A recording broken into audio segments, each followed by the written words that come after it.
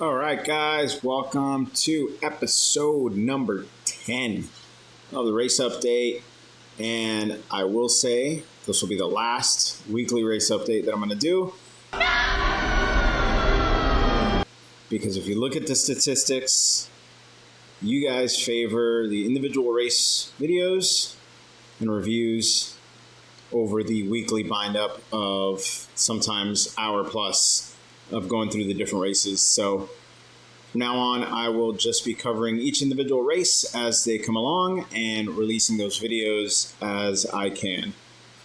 And so with that said, tonight I'm going to go through two races, the one really good and one really, really bad. And I'm going to save the bad one for the end because that one I feel like there's more context as to why it went bad. But suffice to say, between me and Zwift, we just did not agree on that stage. And so the first race is going to be a club ladder race with the familiar team with unfamiliar names.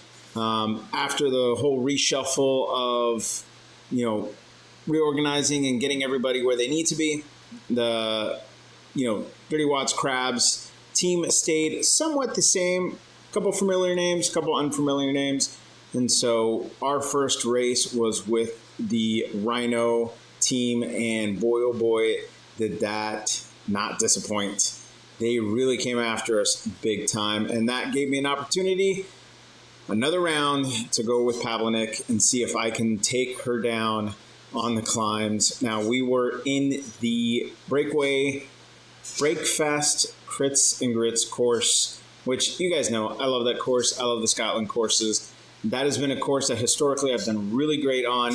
And so I knew that it was punchy enough, but fast enough to where I could really put the pressure on Pav to see whether or not I could actually break her and prevent her from beating me. But I will get to the results of that as I would go through the video. And then the second race is the NV45 Pros Two Bridges race. This is the first round of 4, and I've got to say, I did not expect the race to turn out the way it did. Me being in the 510 to 650 category this time around, because my Zwift racing score at the time was 560 something up there. So I didn't qualify for the pen where all the other guys were racing in. And so it was just me by myself. And it turns out that me by myself is not as fun of a race as me with everybody else. So, like I said, I'll go through that video as well, and then we'll wrap up afterwards. All right, so starting off with the team, we've got Bart, Michael Wang, myself, Mike Bell, Radim, and Simon.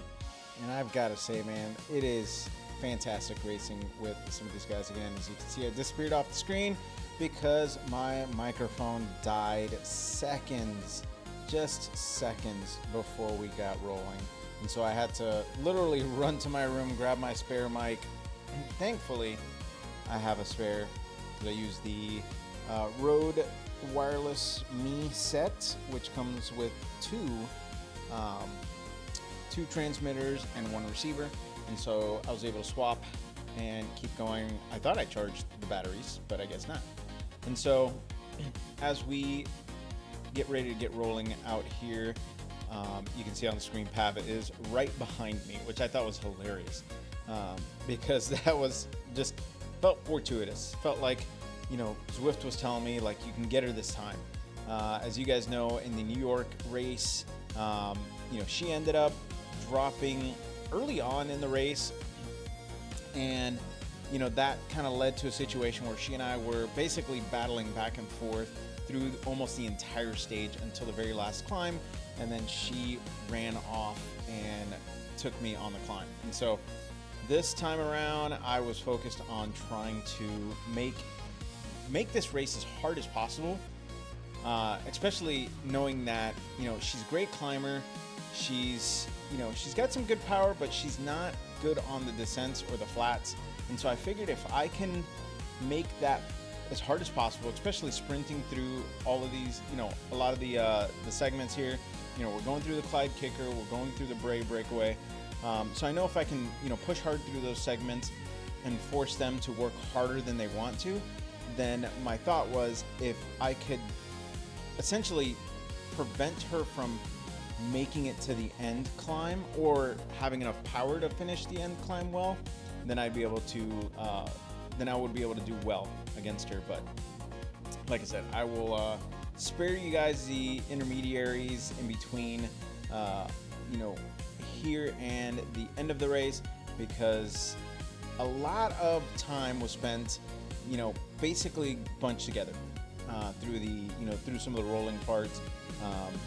And so it ends up being, we had a good run with them, but most of it, if we weren't in a official segment, we were basically just kind of grouped together. And I think that worked against my initial plan, like I wanted to. But like I said, I'll jump forward here a little bit to the Clyde so you can see how that went.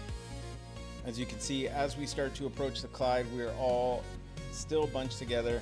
Like I said, as we went over the Segura, there was a little bit of, separation here and there, but as we got to the bottom of it, we all came together and kind of rolled through. I honestly thought they would attack on the climb up to Glasgow because they know they can, push a little bit harder on the climbs. And then as we rounded the corner for the Clyde, again, I was fully expecting, to see a lot more action. I saw a couple guys, you got the fire socks and the lightning wheels light up. And so I saw that, and I just, at this point I was like, all right, let me just stay on the back with them. Radim is letting us know the same thing. You got everybody in orange numbers, which is fantastic to see. And so I, pushed what I can over the top. I didn't want to go too deep on this first round up the Clyde. Well, the only round up the Clyde, but I don't want to go too deep on this because, again, lots more climbing, lots more,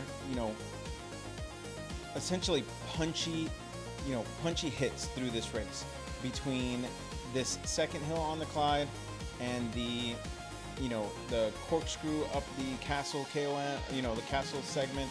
We got the Bray breakaway 4 times and then a final run up the Segura. I knew I needed to conserve what energy I could. So this is after the second race that I'm going to be talking about. And my legs were absolutely dead after that second race. I couldn't believe how much my legs hurt. And so I went into this race thinking that I wasn't going to do as good as I did. And so I ended up really what I felt like pulled out a miracle. And so again, we're going to jump forward one more time. So still all together, as we start to approach the castle, again, this is another spot on this course where generally you get a lot of breakaways happening. People will attack on this climb, even though it's not a steep climb. It's 1-2%. I think it maxes out at like 4% on that orange part, and then kind of levels out again. And so it's just draggy enough to where if you got a strong squad, you can start to really push hard. As you can see, we're doing, I'm in the 3-2 range, not going too much, not going too deep. And one of their guys, a couple of their guys use a feather, start to push a little bit harder. You see Fab off to the right. Throughout the race, I was like, all right, I'm going to do the best not to let her draft off of me, and I'm going to try and draft off of her as much as possible when I can. And so as we, continued up this climb, again, not a lot of power, not a lot of action, and it just, that kind of set a tone for me that made me think like, all right, maybe they're going to try something on the breakaway Bray. Maybe they're going to see if we're going to take it to the final climb, knowing that we're not really a strong team of climbers. Mike's probably Mike and Michael are probably the best climbers on this team. And so I felt like maybe they were looking at that and thinking, if we can just take them to the final climb, they can beat us there. But again, my goal was to make it as hard as possible in between now and then. And so as we start to make our approach for the castle, we got MBB up the road on Rhino. You see everyone starting to pick up pace a little bit as we hit, the base of the castle climb here, this little corkscrew climb. And this was really the first kind of impression of what everybody is going to do. And so I immediately ramp up the power, hit almost 800 watts going up the climb. And I knew that, so I saw Tron Life going, and I was like, I'm not going to let him beat me. I was like, I'm going to show that, of the two of us, I am the stronger racer, stronger climber, stronger sprinter. And I was going to make him work for, whatever results he was looking to get. In the last race in the New York course, he and I went toe to toe for a little while, and then he ended up, kind of dropping off the back on one of the climbs. And so I kind of thought that, hey, if I push him hard enough, maybe I'll be able to break him on this race course too. And, unfortunately that didn't happen this time. He just kept with me toe to toe all the way through to the end. And so definitely made for an exciting race. And so now as we approach the Bray, obviously this is a point where, some people can push off the front. Oftentimes I end up seeing, the group will start to come together a little bit. If you have the right dynamics, the group will come together. You don't get too many people that end up pushing off the front. As you can see, I put all 4 rounds of the Bray on the screen at the same time because there's really no need to go through them individually. The thing that I wanted to point out with this is the power between round 1 and round 4. So on round 1, we went really fast off the gate. We were flying up that climb on the base of it, and then as we hit this 4%, you can see I got up to, up and over, around 500 watts. Still kept pushing as hard as I can until the arch there, so that way I can, again, the focus was I'm going to push as hard as I can on these because I'm going to make them work to try and keep up, especially if they're going to try to, if they're going to try and bridge. And then all the way to round 4, we ended up going much faster. Round 4, I ended up, I think, getting up to almost 800 watts up the climb. I ended up pushing, on round 4, I ended up pushing a little bit off the front. And so I had a few seconds on everybody. And at first I was like, all right, let me just keep the momentum going. Let me keep pushing it and see what I can do. And see if I can hold my own for a little while. But again, it being round 4, I was like, nah, I don't think I can do it. And so I eased off a little bit. You see everybody kind of coming up behind me in the round 4 window, and they closed that gap in no time. And that was kind of what I expected, is they were going to close that gap. And so at that point, I was thinking like, all right, I need to conserve my energy and really focus on once we get past this little hill and then up the castle, that's really where the most damage is going to be done with regards to, this final, 4K going into the Segura. And so as we round the corner, start to head into this bridge, I know that I just got to be able to kind of hold my own. I told the guys, I was like, look, I'm not going to push hard over this climb. I'm just going to, I'm going to let the group catch me so that way I can, get back into the draft, conserve some energy, because the lead up to the Segura from here on out is uphill. And so this is where, if they're going to make their moves, this is really the best spot to make it happen. You see one of their guys comes flying around me, but again, Michael Huang has basically got his number marked, so he didn't let him get too far. They end up pulling right in front of me, which is great because now I'm in the draft again. And so as we start to peel back to the full screen view here, you see everybody again coming together. Tron Life, pushes past me. I give a little bit of a dig to, again, just keep my momentum going. I didn't want to fall too far back, and I didn't want to be at the very back of this group, because I knew that if I was hanging off the back, I'd likely end up dropping off the back, and I did not want to let that happen. And so as we start to hit the top here and get ready for this downhill, again, I just wanted to stay off the front, pushing a little bit. You got Mike off the front as well, and I was letting the guys know, like, look, I'm not going to push any harder. I'm going to let them make the move to catch Mike, knowing that, with this, corkscrew through the castle here, they're going to end up catching him. The momentum alone, especially as a group, momentum is just going to push right onto him. And so we knew that was going to happen. We talked about it and just knew at this point that the best thing we can do is really work on making sure we stay together all the way to the Segura. And so I'm gonna go ahead and jump to that because that's basically what happens from here on out. All right, so now that we are at the Segura, we hit the base of the KOM, and it seems like we're all staying together. Our thought was, hey, we know people are gonna push hard on this first, part of the climb. It is tough, and tougher, and if you can make a separation, then you'll push people to work harder. And so that was kind of my goal. I saw one guy going up the road, and I was like, you know what, I'm not gonna let him get too far, and I just pushed it. He dropped off almost immediately, but I was like, you know what, I'm just gonna keep going. I'm doing 7.5, 8 watts per kilogram up the steepest part of that. I ramped down a little bit because I was like, all right, I don't need to really waste all my power. My biggest challenge with this climb is this middle section. After we get through the first half, I almost always end up creating a separation because I can basically sprint through that first half. But once we get to this little plateau part, I tend to lose the most momentum. And that's where, as you can see, I've got, 3 seconds on the person behind me and then 5 seconds to everybody else. There's a couple guys, off the back. And so I'm thinking, like, if I can just keep a little bit of momentum, maybe I can make it till the end.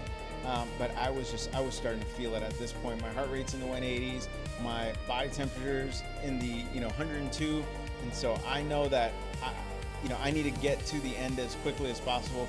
I see Michael pass me Mike passed me, Michael Wang passed me, and then the Rhino rider Yang passed me, and I was like, all right, that's my cue to hustle. I've got to make it to the end. I wanted to try and catch up to them before we got to the finish line because I knew if I could catch them, then at least I would maintain a good place. MBB comes up and passes me using his feather. Good for him, because at that point I wish I would have had the feather. And then as we round the corner, who comes flying past me at the very last second to take 5th place? None other than Pavlinik. I was so mad. Mad in a good way, because I honestly thought I didn't see her pass me, so I was like, I finally beat her on a climb. Granted, this is not a very long climb. Add another 100 meters of climbing and she would smoke me any day. But I finally felt like, I beat her. And then seeing her round the corner and, basically take me on the line, I was mad, happy, laughed, and just kind of, I was like, you know what, this is racing. This is what Zwift racing is all about. And this is what these, inter-team rivalries are about. And it's what makes it a great experience. So that's how that went. And now on to the 2 bridges, which again, like I mentioned before, absolutely terrible race. And so I'm gonna jump to the necessary parts because I don't want to make this video any longer than it already is. And so as we set off here, the one thing I will point out before I jump to basically where everything starts to fall apart for me is there's only 12 people in this race. And so as the countdown was going, I was looking at the number of riders. I was like, all right, not a lot of people. This is a higher category. This is the 510 to 650 category. Some strong riders in here. Yeah, my race score is kind of in mid-pack here, but it's not mid-pack enough to where I know I could take on some of these riders. And so I was like, all right, well, we'll see how this goes. Again, 12 people, maybe I'm able to hold on. And that's really the focus I went into this race with, is I'm just going to hold on as long as I can and hope that because it's a smaller group, the pace is manageable enough to where I can keep up with everybody. Now for this race, I'm using the Specialized Athos. These races are assigned wheels, so on the NV45 Pros, but I decided to go with the Specialized Athos because I was like, you know what? I'm working on leveling up this bike. Got a lot of climbing on this stage. Might as well use it while I got it.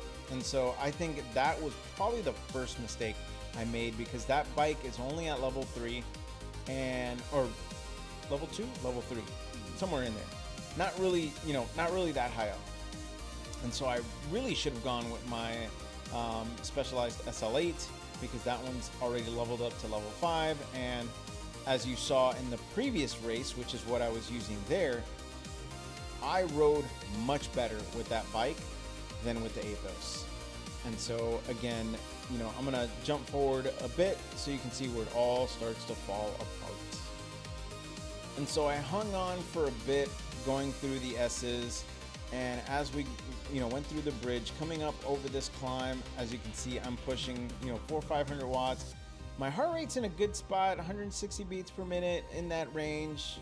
Body temperature's good. Legs are definitely sore. I was feeling it after racing I did this weekend in the La Roja Tour, stage 2. And so I was like, all right, maybe I'll hold on. You see, there's still one rider up the road. A couple guys start to push on a little bit more, and at this point, I'm averaging just under 300 watts, which 6 minutes into the race, that is not my normal style racing. Like, I'm usually not holding this high of power for this long, and so I know that I can't sustain that for much longer. And at this point, I'm just, again, doing my best to stay off the back. You see there's a little bit of separation happening, but there's this rider T. Mitchell right in front of me. I figure if I can stay in his draft, maybe pull a little bit, we can catch up to the group in front. And I start to push a little bit more, and ultimately kind of end up hanging off the back of them, and thought like, all right, here we go. I'm on this, on this little group. Maybe we'll stay together. Knowing this climb, this little ride up to the bridge here, it's always a little punchy, and so just kind of rolling through and holding on as best I can. Now, by the way, as I'm looking at this, you see I've got the steamroller power up. Why? Oh, why, Zwift, would you add a steamroller power up in a race with maybe 50 meters of cobbles and the bridge? And the bridges aren't really, I don't even know if these things work on the bridge. And so it's basically pointless to have the steamroller on this style race. And so as you can see, there's a group of a group of 7 up ahead of us. I'm in a group of 3, and I thought, no big deal. Maybe, we'll catch them on this climb. People tend to go a little bit hard on the first part of this climb. Let's start to slow down as we get to the top. Our group's got a little bit of momentum. We're starting to close that gap a little bit. They're only 4 or 5 seconds ahead. No big deal. That's what I thought. But as you see, they're still holding that gap. And as a matter of fact, not only are they holding that gap, I'm starting to fall off the back of the 2 guys that I'm riding with, which really just kind of set me up for really being in trouble. I start to, catch up to them. First guy launches his feather. I'm like, all right, hold on to this wheel. Second guy launches the feather. No big deal. Thinking like maybe he'll come around me. Again, not a lot of draft on this part of the climb, but it's enough to where, every little drop counts at this point. And so I push as hard as I can going up this climb, knowing that, it's about a minute or so climb, not, nothing crazy. But at the same time, it's just hard enough to really be unmanageable. And so I'm in the 4 or 5 watts per kilogram, trying to hold as much as I can, trying to hold on to the back of this wheel, thinking maybe we'll still come together as we crest over the top here. We're gonna get to a point where we basically make a left to go down the hilly KOM. And so again, I'm thinking like maybe I'll catch them on the downhill, maybe we'll start to come together then. But as you can see, their gap is still going. It's still growing. The leaders are 10, 11 seconds out, and the person in front of me is starting to pull away. I've got nothing at this point. My legs are destroyed. And so I was thinking like, all right, well, I'll ease on back. I know I've got a couple riders behind me. We'll see what happens. We'll see how things go. And so as I get to this point, I start realizing like, are there a couple of people behind me? Because I didn't see them on the map. I didn't see them in sauce. And so I was like, all right, I see them on the chart now as I'm looking at it. But as I was, riding before, I was like, I didn't really see anybody. And at this point, I was thinking like, am I really the last person? Like, did people actually drop off and, quit before as the race got going? Because if that's the case, that basically means, yeah, it guarantees me a top 10, but top 10 out of 9 people is not exactly ideal.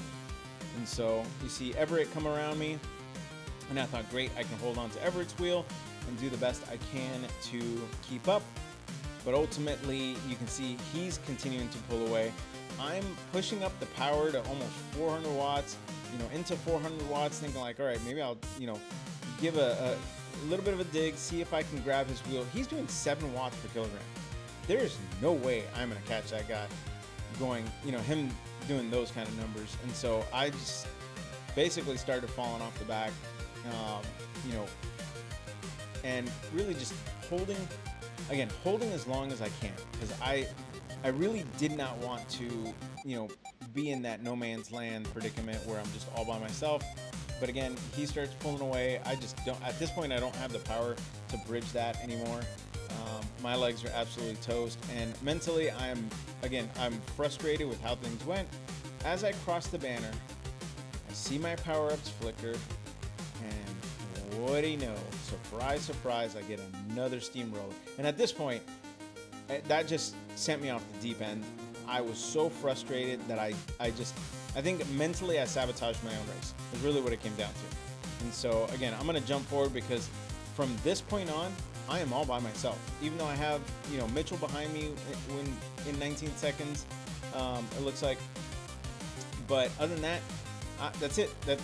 I'm by myself. And so I'm going to jump forward to the end of this race. So at this point, I've got a kilometer left to go. I've gone through all the hills and done all the climbing.